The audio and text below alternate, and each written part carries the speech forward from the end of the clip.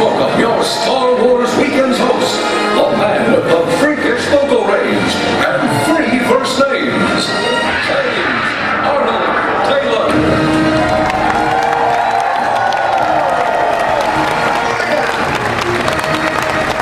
Thank you very much. Thank you. Are we having fun? Star Wars Weekends, week 4, coming to an end. Has this been just a fantastic weekend?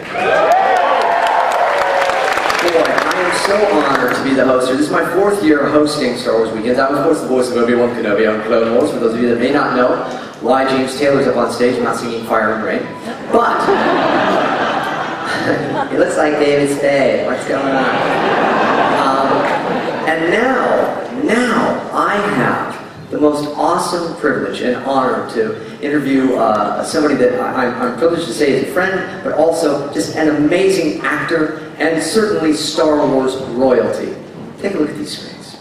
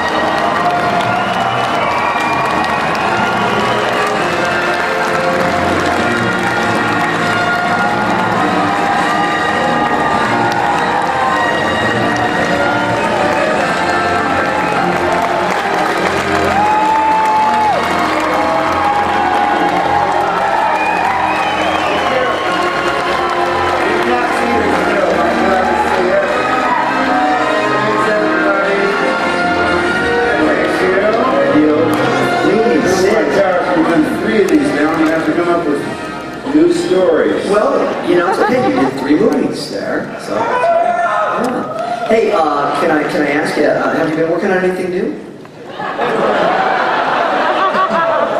Come on, I had to take the shot. You know, I didn't even hear what you said. I asked if you were working.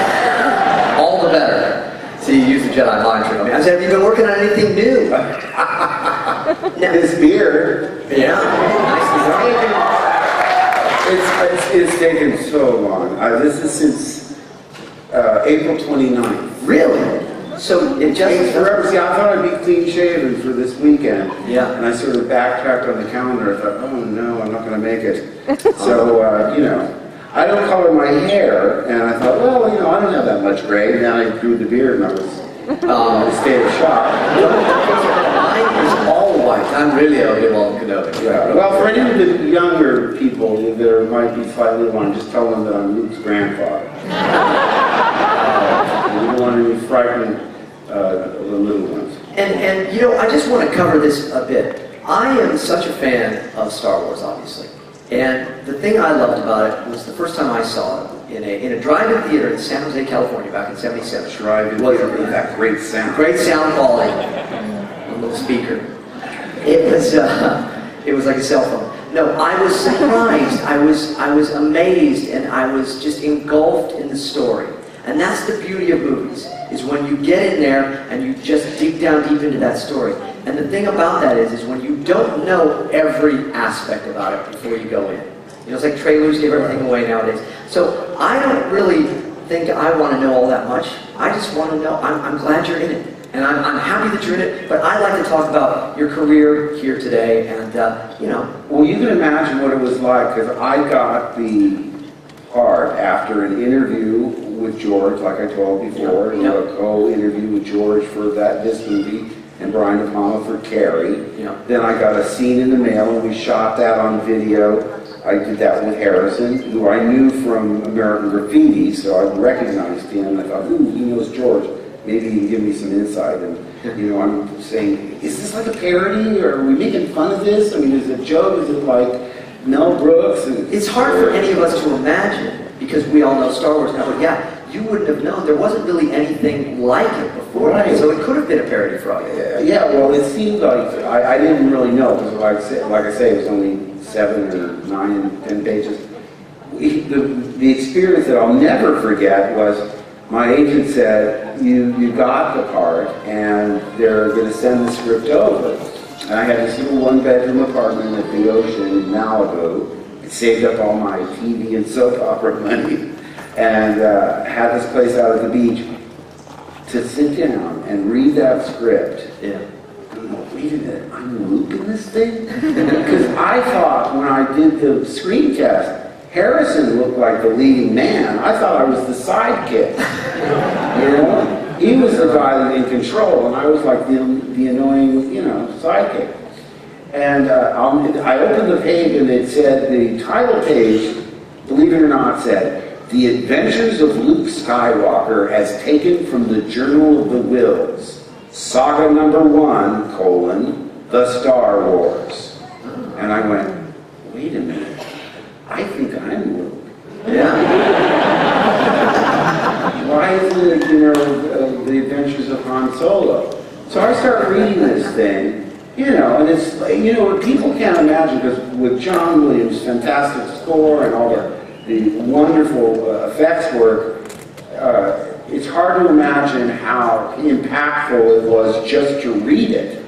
And it was. I mean, when I'm reading this thing, I went, holy moly, this is really floating cars and lightsabers and I never asked you about that. The lightsaber. I mean, it's commonplace for us now. Did that blow your mind at the time? Were you like, I can't wait to see how it's looking? What is this? Well, it's a beam of light, and it can cut all these things. And there was description enough in the text so that you sort of understood what was going on. But I'm telling you, I read it in an hour or two, and I went right back to the beginning and started reading again. But I was like, the wind was knocked out of me. I called my friend Jonathan Benaire, and he worked at the LA Art Museum, and I said, look up every fantasy and science fiction movie since the original King Kong, and I want to see what the grosses were. And he said, why? I said, I just read something that I'll bet you anything is going to be just as popular as Planet of the Apes. And I meant the original one with Charlton Heston. Because the whole idea was, I knew my agent said, well, if this one's successful, then there's going to be a 2 and a 3. Although the numbering was confusing. I was like, episode 4, huh? Yeah. Looking under the couch cushions, maybe I lost the first part. But that was the idea, is to get you, the idea was to make you feel like you come into it having missed a few chapters. Yeah, and again, kind of ahead of its time. And I remember saying to George, the very first day that Darth Vader entered, I wanted to be on set that day. I didn't work that day, but listen, it was so much more interesting to be on set than just being a tourist in London. So I said, I want to be there on the day that David comes through the wall. It was the big scene that we know. Where he first comes through. Yeah. And because I love the costume. I said to George, wow, it's cool. It's like Dr. Doom. There you go. That's great. Gave me a dirty look.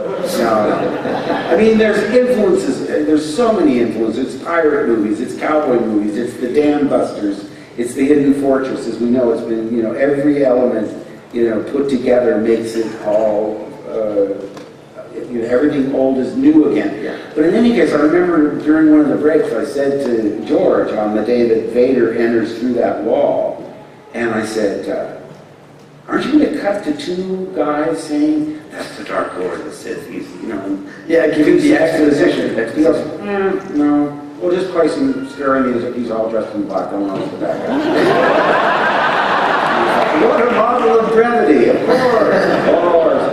Anybody that dresses like that, there's something wrong. Yeah, and he's not going to go, hey, how's it going? Exactly. Now, I don't know if you're aware of this, just a couple weeks ago, we celebrated the birthday of Star Wars. It was 37 years ago, just a couple weeks ago, that it all happened, and it all began. How can that be true when I'm only 42? I don't know. That's what I was going to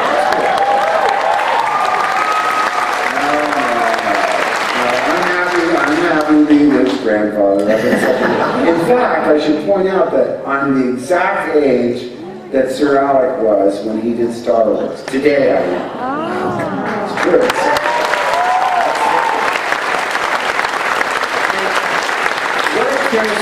What a chemistry instantly with some characters that are, actors there, some characters that are droids, some are Wookiees, and you all just had this beautiful, wonderful chemistry. But I loved it. There was a contrast, too, between, it seemed like all the bad guys had gone to RADA. They had gone to the Royal Academy of Dramatic Art. No fate and no sorcerer's ways. Remember that guy? And my wife, I met her, she was a dental hygienist, and I took her to see, I said, I did this movie called Star Wars, and she said, is it anything like Star Trek? And I went, yeah, exactly. Rather than explain, And I'll never forget this. I mean, this is one of the reasons I love her so much. She's watching this scene, we call it the bad guy's boardroom scene, and Richard Lapointe has that line, he's the skeptic. That line I just quoted. Lord Vader, your sorcerer's ways are not okay. She's, everybody's riveted because it's, you've had that great shot overhead that usually really grabbed them.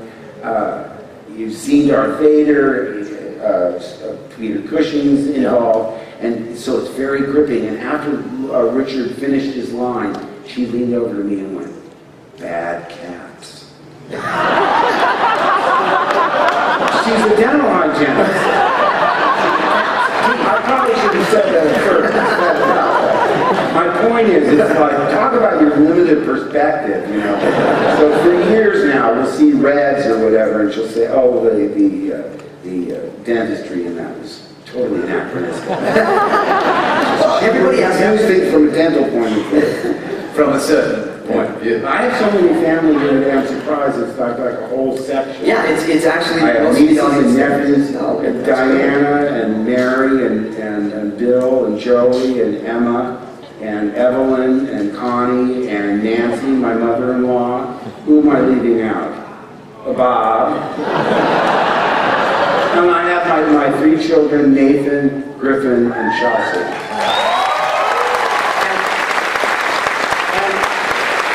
For all you people that love Star Wars minutia, Nathan was born in St. John's Wood when we were doing Empire Strikes Back. So, and he has a cameo in Phantom Menace that even I can't see where he is. And you know how they do that thing where they print like 12 people and they print, Yeah. hundreds of people, and it's like, yeah, there he is. I've never seen it. Wow, that is great. Well, okay, so now getting back to this chemistry, does it just happen on a movie sometimes where you just automatically you think these are people I'm going to hang out with, we're going to have stuff in common, we're going to work well together, or sometimes you work well together but don't have the chemistry? Well, it's always different. It's your job to fool people. So maybe you have someone that's playing your wife or your girlfriend and you just don't get along. But on camera, you have to do all those things with sense memory of, with someone that you really do love. So actors really do their jobs well. I have to tell you, though, with Carrie and Harrison and I, we just got along so well that we were doing things outside of the shooting. We'd go out together, we'd go to restaurants and so forth. And part of that was bonding. Because we were Americans, in a foreign country, and we were all British. But Carrie had gone to the Central School of Drama, so she had much more of an affinity for the British way of life. And in fact, in the movie, she just got a little. I recognize your father's stench. Remember? She had that sort of. And we have, see, that was a line that really cracked me up. Yeah. Why would you go and talk about someone's body odor if you're trying to, win them over? Don't mention anybody's foul stench. It doesn't really work well. That's a great one. Oh, yes. Look at that. That's very good. Okay, now you know why it's like that, because in explosion's just gone off. They would squib the set, you know, and fire these things off. So that was sort of a little reaction to it. Print that picture. That's great. Now, speaking of pictures, if I show you some images, can you just fill us in on Sure. them? Yeah, so okay, let's see. We have some stuff here. Can we put something up here? Let's see what we got. This is a conversation with Mark. I think they're giving you anything on this purpose. Oh, wait, Aaron, okay, how about this one then? Oh, yes. Well, the thing is, I love the illusion that it creates, but there's a making of where they have the camera back, and you see that there's a mattress, like right here, because all I have to do is sort of lean out of shot, because the camera stays there and you just lean out and you're out. But sometimes I lose my balance and fall off the kangaroo thing. Tauntaun. The tauntaun. The Star Wars trivia. It's okay. It's okay. I just blanked on it. So of course it's a tauntaun. But they're good eating, you know. Yeah. Tauntauns. I've been inside one. Don't tell me. Oh. Being inside something. I've always been curious about this. Did you have to be like certified as a diver or anything? Yes. In fact, they took me to an all-girls school, and and there was scuba gear. I said, I don't think it'll be a problem for me, but they said, no, we want to make sure that you don't panic or anything. And so I got to go to this private girls' school, and they had this gigantic swimming pool, and I think I loved it. I wanted to stay there for hours and hours, and then I came up one time, and up on the second floor, I mean, a whole classroom of kids had come out, all, 10 to 14-year-old girls, because there's some oddball yank in our pool. I was dressed better than that, but I remember when I got fitted for those oversized Pampers, I said, George, if you make an action figure of this, I'm going to come looking for it. They haven't done it. He said, no, we never will. And I think they have, haven't they? Have they done it? Anybody have They that? lie all the time. Oh, somebody has one. Somebody has one. Now, I don't, thank God. This is interesting. Was this like going to be some other, like an outtake? I've never seen this before. But it's like I never have either. They do a lot of these production stills, and for the most part, they. Look, there's Larry Kasdan, who wrote the screenplay. That's Larry, and this is a puppeteer. Yeah, but Peter, I'm blanking on his last name. Not John Mallow. I'm blanking on it, but what happens is there's so many photographs taken, they take way more than they need, and for the most part, the movies come and they go, and that's all. But now, over the years, there's photographs that they never would have released because of the demand. Over the years, they wanted to show more and more and more. Sure. So it's just going to be like a scene as part of the whole. And another thing George doesn't print very often are the outtakes, which is a shame because we had some really hilarious stuff. Yeah, I mean, there's only a few out there, but they're great. Well, when you think of the absurdity, and you're sitting there with this decorated, a man who's been knighted for his dramatic ability, Sir Alex, sitting right next to this gigantic, overgrown carpet kind of, there you go, walking carpet. And so, and like I say, George is he's a minimalist when it comes to direction. Yeah. His mantra was always faster with more intensity. Yeah. He'd say that to me, faster with more intensity. Then I'd overhear him with Alex faster with more intensity. So we eventually had T-shirts printed up. Faster, more intensity.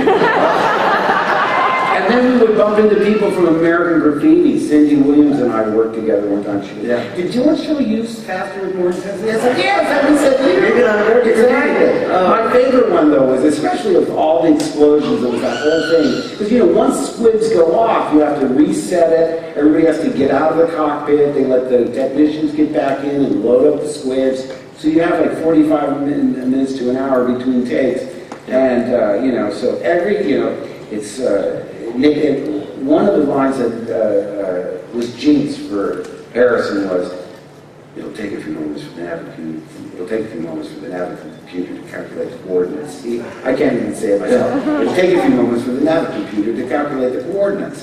Well, not only is it a tongue twister, but when you have squibs going off, he's going like, is while to get all the info. and if the squibs go off, you still have to do it all over again. So, yeah, you get ADR later. Well, yeah, Jordan, you get away with so much, but that whole thing, that's no moon, that's a space station. That whole thing, when that was all over, you know, we thought we done pretty well, and we looked out at church, and he was standing there, he was always scratching his beard like this. We look at him, and he goes,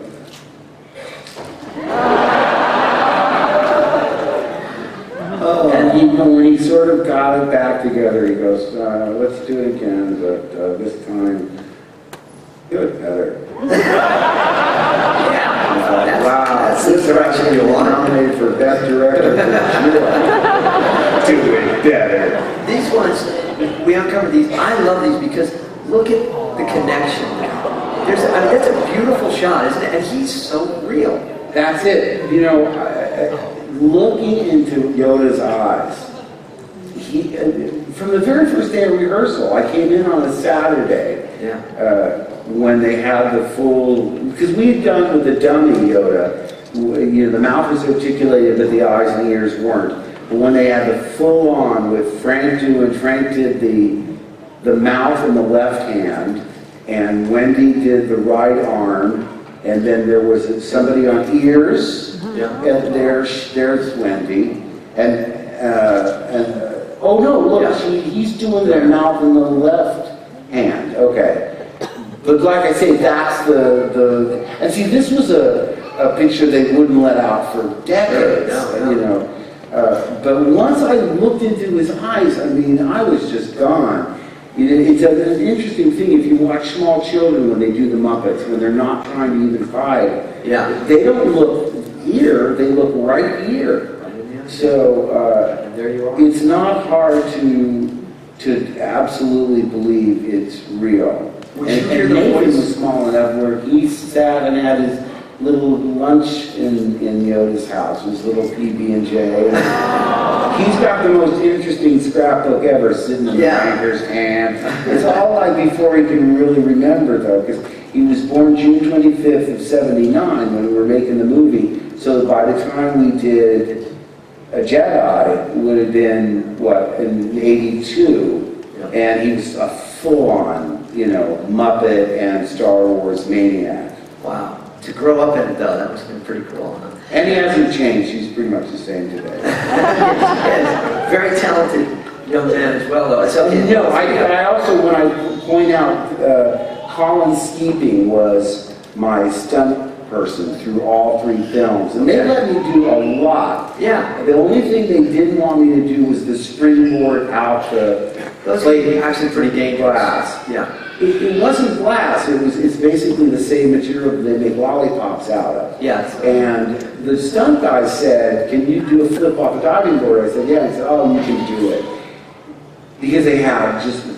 Yes, exactly. And they had reams and reams of those big packing boxes, like when you move, like beacons, with mattresses. And they had a ring of stuntmen all the way around. And I said, what's the ring of stuntmen for? And they said, well, if you bounce off, we'll try and get you on the first bounce. We'll try. But the thing was, that shot right there is Colin, because, and I think he really deserves all the credit in the world, because I wanted to do it, but the insurance people said no. And you run, and there's a springboard, and he might have done that from freestanding just for the still. But on the shot, he ran and did the springboard. I seem to recall seeing there's some video, I think somewhere even, of him doing that. Well, let's see. I mean, I could have probably gotten away with saying that's me, but everybody... Yeah, you said, let's say it's...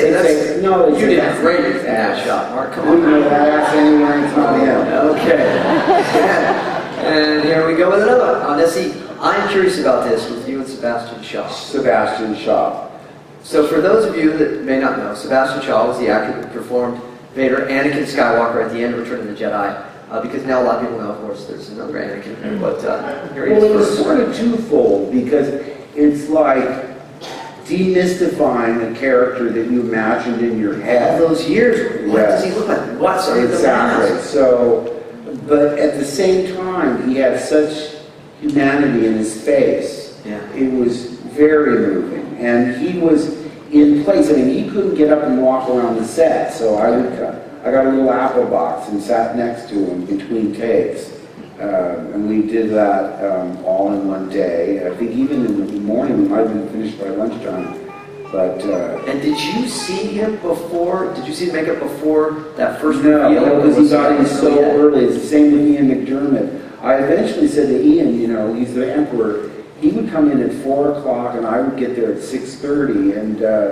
And also when I was done, I just had to jump in the shower and shampoo and wash my face and wash the Luke off you. That's exactly. Wash all that data off me. That's right. Ian, and by the way, I knew it was a tauntaun. I just like to tease you.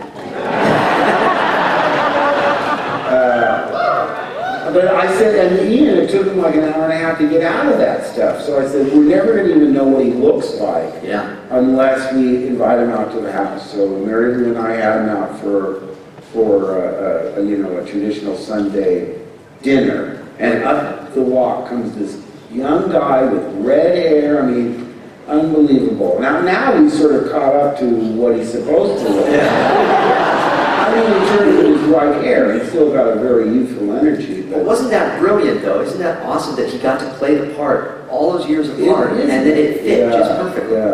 Yeah. Hey, here's another shot that I'm curious about. This gentleman right here, John Williams. Oh my gosh. What? John Williams. Well, first of all, we never really thought about the score when we were doing the movie.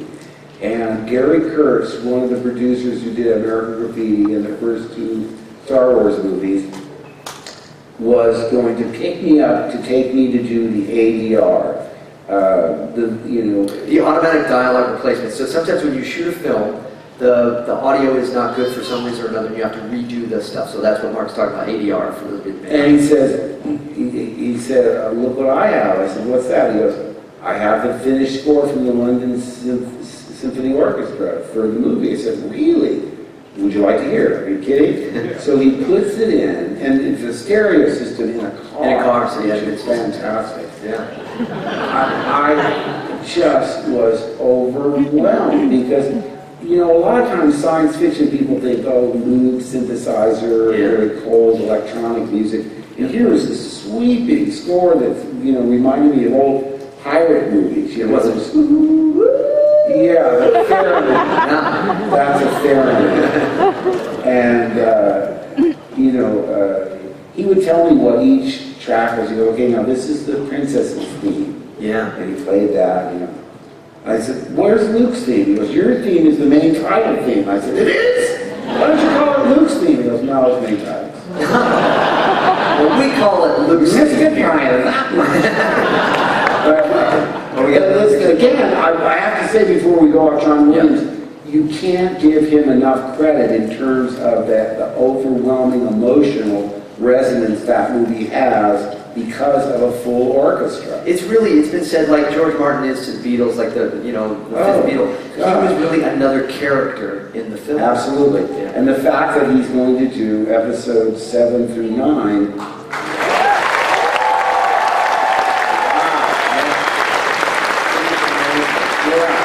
There's only one John Williams. And there's only one of this guy right here, too. So, what was this? I mean, you've given us a lot of great stories about George, but well, it was many years and many pounds ago. Although they made me go on a regimen, which is, and I tell people, they say, what diet do you want? I said, if it tastes good, don't eat it. You look great, by the way. Doesn't he look great?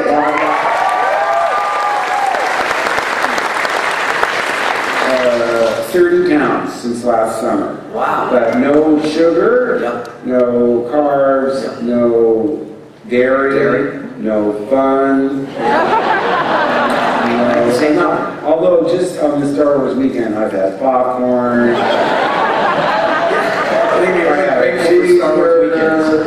Because, you know, I keep saying, I said, look, I don't know what the odds are. You think maybe my wardrobe might be robe-oriented? Because, you know, voiceover artists, we get away with murder. Yes, that's true. true. People don't have to see us, they just have to hear us. It's true, but you are actually a very impressive voice actor. And, you know, I make my living as a voice actor, and I got to tell you, you are one of the top. You are one of the top, and it's so great. One of the top. What's that? I knew James Arnold Taylor years before his association with Star Wars. One thing I love about voiceover is it's so liberating, because since you can't be seen, they don't physically, they listen to what you're performing rather than visually trying to pigeonhole you. But the You brilliant think I'm too short for a stormtrooper? I'm way too short for the Joker, too. He's like 6'2" or whatever. Yeah, but that's the brilliant thing. And the thing I love is when you're in the studio, you have no inhibitions. Some people get in, especially celebrities will get into the studio, they're very like self-aware. Right. And you just become the character. And you just like, Well, I love it. Like I say, it's liberating not to be seen. You don't have any sort of performance anxiety because people can't see you. It's sort of like telling your kids a story at night with the lights out. You know? Yeah. It's all imagination.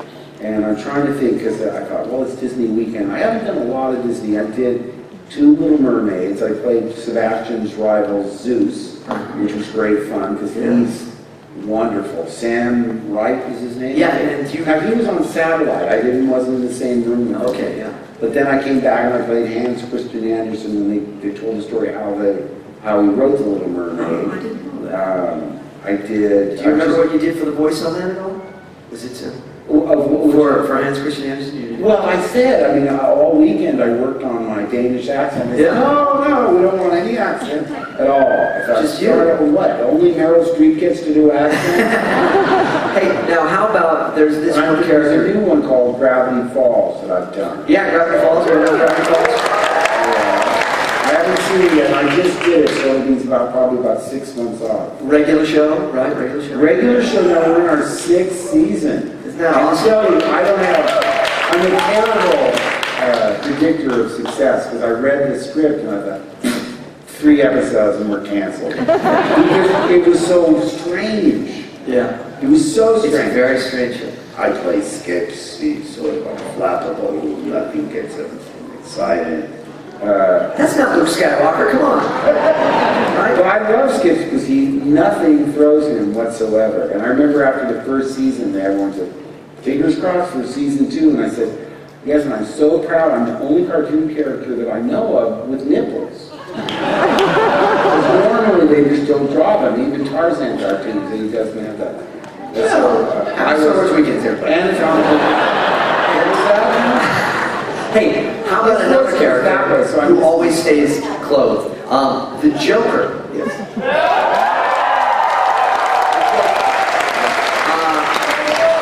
You know, you set the gold standard for all other voice actors, and there's been many that have done a great job with it, but everybody always says, but Mark's Joker is really so many great actors. Kevin Michael Richardson, Jeff Bennett, Michael Emerson, Brent Spiner, Troy Baker. Fascinating. Because I retired the voice after Arkham City. No spoilers, but it doesn't end well for the Joker. But I do miss him. There's the one fun thing about playing a character who's insane is he's unpredictable. And if he's unpredictable, he's never boring. And I remember when I went in I had done one role, because I said, I want to be on Batman so bad. And they gave me a part on Heart of Ice, where Michael Ansara played Mr. Freeze, and it was the first episode of Mr. Freeze. And I was really happy to be on the show. Kind of upset I wasn't Mr. Freeze on it, but that's the old actor ego kicking in. But if you see that episode, it was so well written. It won an Emmy for the best writing. Paul Dini wrote it. And I was playing this really insincere guy that has a public face and a private side. And I'm the one that pushes him into the solution. Bruce Wayne, nice to see you. It was really an homage to one of my idols, Phil Hartman.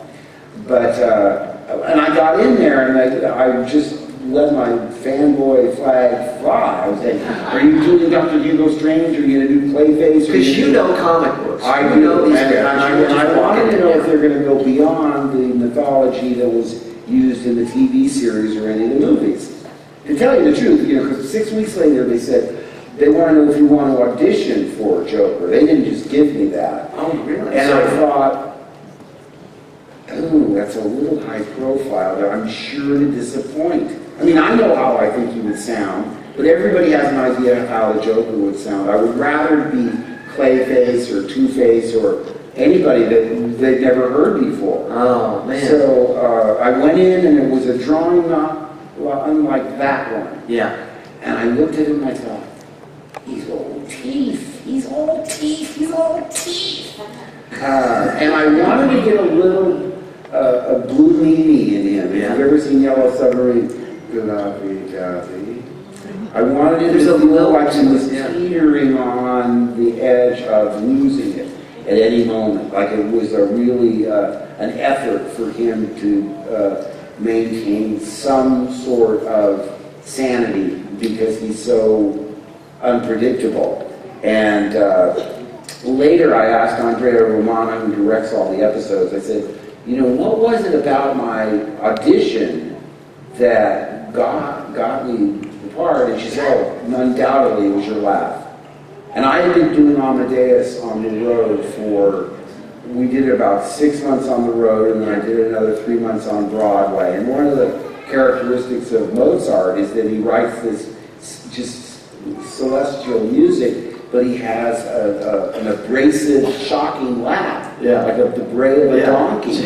And when you're doing 8 a week, at least for me, I always try and find a way to keep it fresh, you know, so you don't get into, you know, like a mechanical performance. You want to try new things and make it different each time you do it. And obviously you can't change the lines, so I would change the laugh. As long as the laugh was a shock to the Viennese court, that's all that was required. Sometimes the stage manager would say, hey, watch it, you're getting a little Jerry Lewis in there. Lady, you know. I am not, I'm just doing good like I want. But no, and so I had an arsenal of laughs, and what happened was they had cast another actor, so they had finished footage, and so instead of doing the line clean, I had to do with the beeps, beep, beep, beep, and then come in on the imaginary fourth beep and ADR. Yeah. There's more of a technical session. Because you have to match that other person's lip it's flaps and easier beats and than stuff. you know, live action, because lip flaps are sometimes a little bit liberal in terms of being so specific. But you know how your confidence changes. Because when I'm driving out of the parking lot After the session. that's the best joke I ever feel. I am either crazy. And about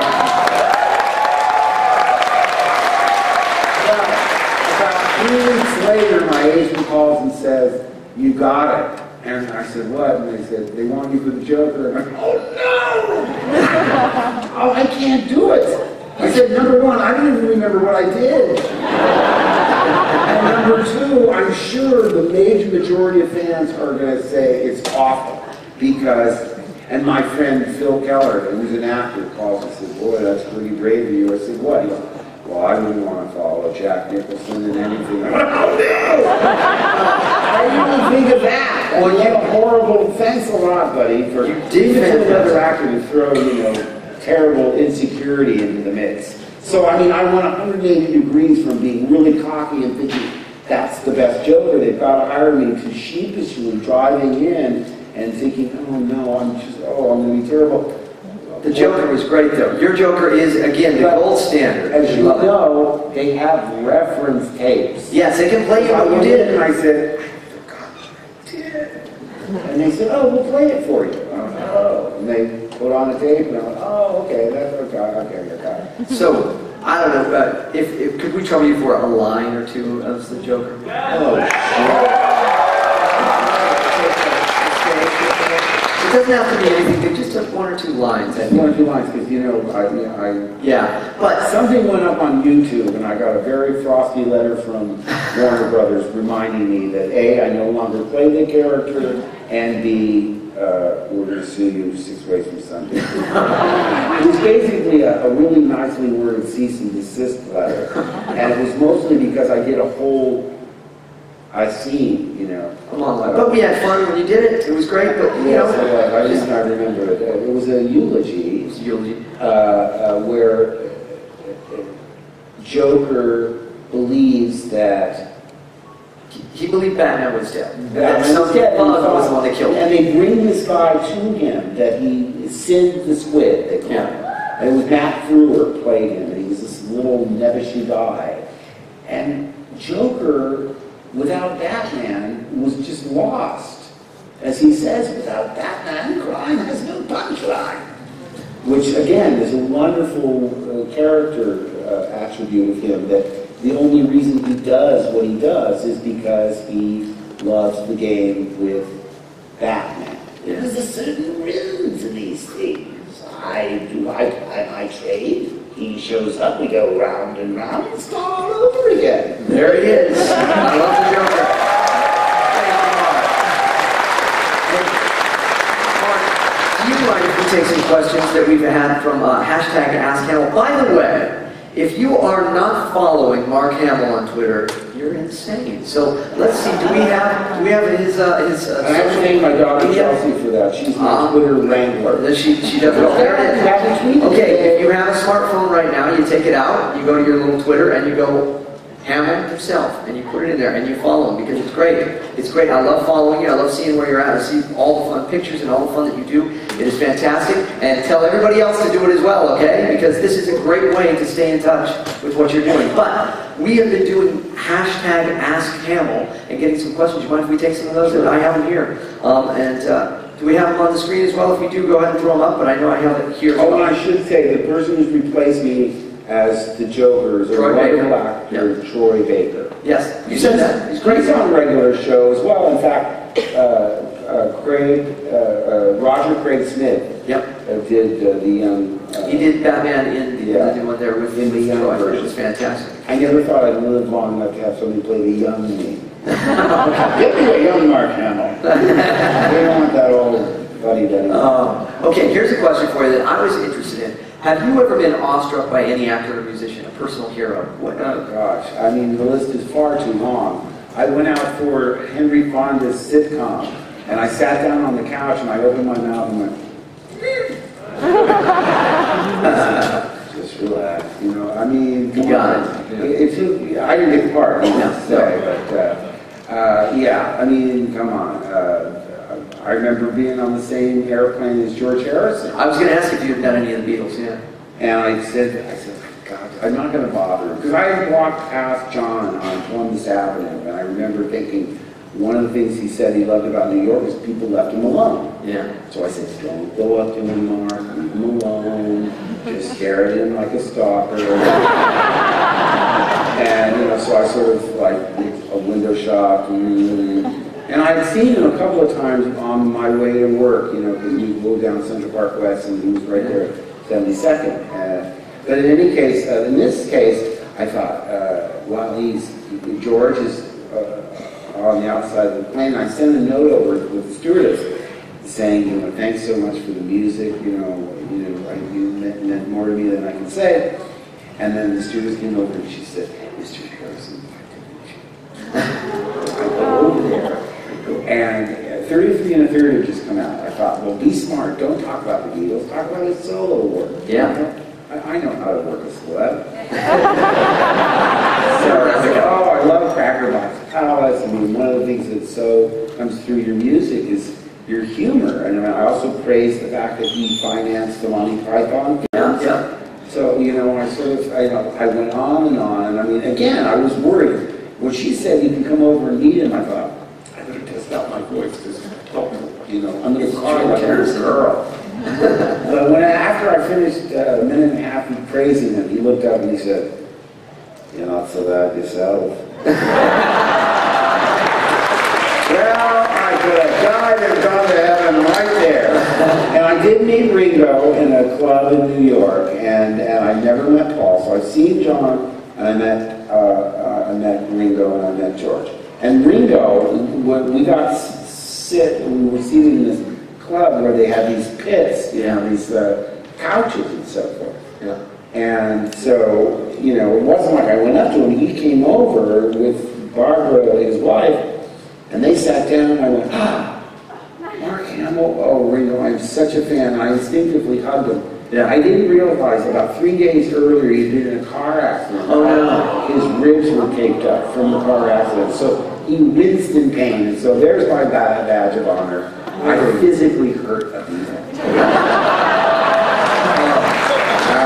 And so changed. Now, by the way, I always ask permission, may I hug you? Don't do it by your nose, but at least you, in the future. Did Ringo say, the force is strong with you? No, I had to take it. Come on. Okay, how much more fun was it playing a bad guy, Darth Bane, which you played on the Clone Wars, than when you played Luke Skywalker, the good guy? I love doing that part. I never saw it. Hey, we have the clip. Do we have the clip? Do you see it? Do you want to see it? Here, Mark Hamill as Darth Bane on the Clone Wars. Take a look at this.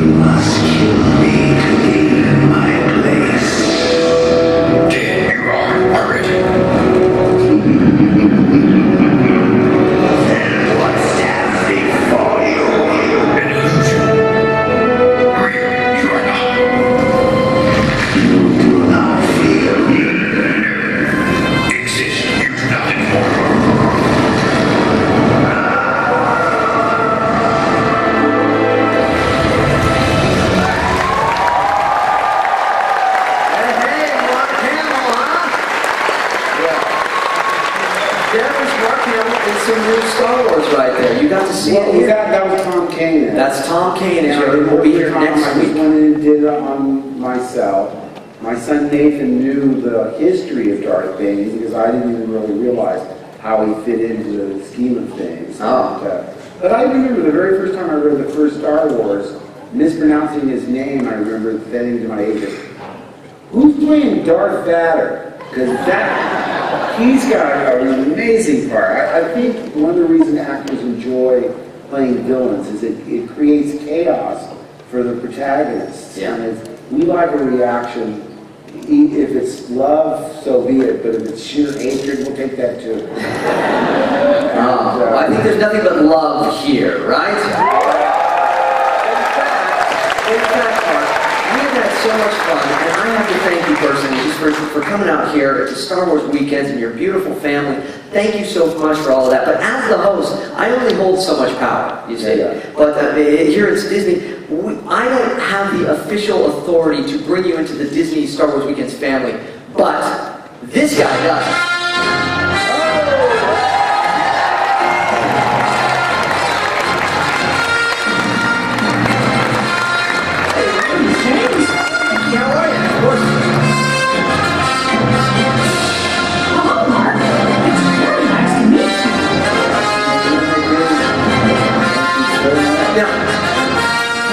Tradition we do here. Yes, yes. Every time a new guest comes to Star Wars Weekends, we have to bring them into the family. And how else can we do that but to give them their very own Mickey ears? So Mickey, and look at that. So those are for you, Mr. Mark Hamill. An actor who wants a free thing. You bet. From Jedi Mickey, nonetheless. Now, I'm gonna put my ears on and It's just like my yarmulke. Mickey's all set. So would you mind, do you mind doing a little singing with me, or that we help kind of close this show out? Yeah, and Mickey, would you help us close this show? It would be my pleasure. Okay, so you just follow along with me. I think you'll know the parts. You know these things. Okay, so can I get a little music, maestro. Now it's time to say goodbye to all our company. M-I-C, See you real soon. K-U-I. Why? Because we love you. That's it.